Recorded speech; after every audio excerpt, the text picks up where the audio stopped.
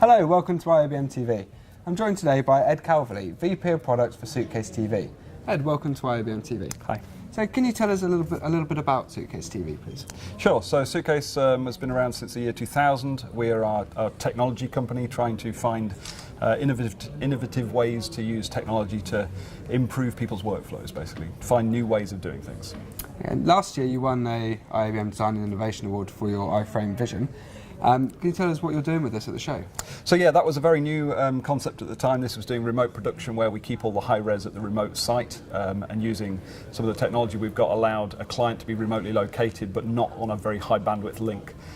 Since winning the award, we've been partnering with a couple of companies to take this further and do some trials. We did a big trial with BBC Sport over this summer for the Euro 2016 event, so we were doing a remote production with sources from Paris being remotely controlled from their facility in the UK, but also having a second stage mixing in the UK from other sources, all squirreled away behind one user interface. So from an operational point of view, it looked like one mixer, but it was all actually a two-stage mixer behind the scenes. So it was quite powerful. It was quite a successful trial, and now we're showing that at the show. So. Okay. So when in the sort of description of the Iphrame vision, you say it enables broadcast companies to begin the transition to IP without expensive, large-scale changeover.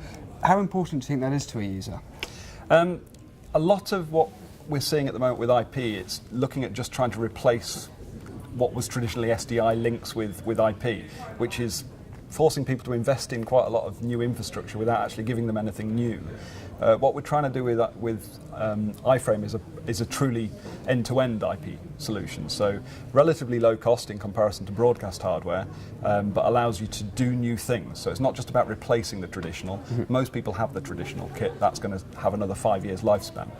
We're trying to open up new opportunities to do lower cost production for different types of events and different ways of working with different operators. So it's had a lot of interest. Okay. And you also say that it's designed to be operated by staff with little or no experience, and how important is that? It's easy to use. Some people like that, and some people don't. So some of the use cases where Iphrame is in use is for things like live compliance, where a non-traditional operator, should I say, who might also have responsibilities for doing Twitter and things like that, is monitoring a live feed, and if there's simple things like swear words go out, they just need to put apologies up, or they might need to cut the feed if something significant happens. But it's not really a vision mixing job.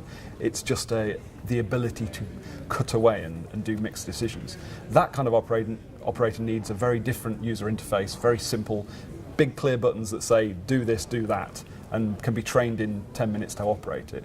So we started at that end, and with the Euro trial we've kind of gone a bit further down the line of doing more fully traditional style program preset bus operation, still trying to make it simple to learn, because we do see this opening up new productions that would be lower cost. So it's not going to be the vision mixer operator who's used to a big giant desk. This is a slightly different market. Okay. So also at the show you're showcasing your Mediastore archive. Can you tell us a little bit about that product? So yeah, we launched that at NAB this year. That's been quite successful so far. It is a one-new chassis that we can squeeze 16 hard disks in that essentially give us a total of 128 terabytes of archive storage. Wow. We're using SMR hard disk, which is a new disk technology, which is much lower cost than traditional SATA disks, and it allows us to have quite an attractive price point for a scaling archive solution. It isn't your traditional NAS storage. We have that still in our Mediastore product, but this bolts onto Mediastore to give you that slightly cheaper tiered storage that you can move things on and scale it as you go. So it's quite an attractive product. So scalability that you mentioned there is, in the past people would always aim to make everything future-proof, but is it even possible to make things future-proof now? Does everybody want the ability to be able to scale it according to their needs? Yeah, I mean everybody's different. The important thing is no one wants to invest in a very large solution anymore. Yeah. Yes, you can buy infinitely scalable systems, but often the upfront cost of buying into them is quite high. With the Mediastore product, what we're trying to do is allow people to keep using their existing storage, but add more storage alongside it that can work quite closely with it and can be, you can build upon it over time. So it doesn't require a big forklift transfer of all your data across. So you mentioned that it's 128 terabytes.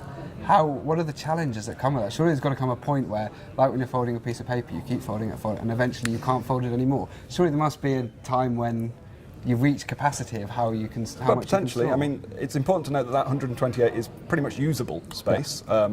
That is not, I mean, we list it as the raw capacity, but the way we're using it, because we're using it as an archive storage, not doing a RAID stripe on it, it's actually, we can utilise over 95% of that disk. We use the disk we're using. There's a new version which is a 10 terabyte disk which pushes our capacity to 160 terabytes. That's not available yet, but should be later this year.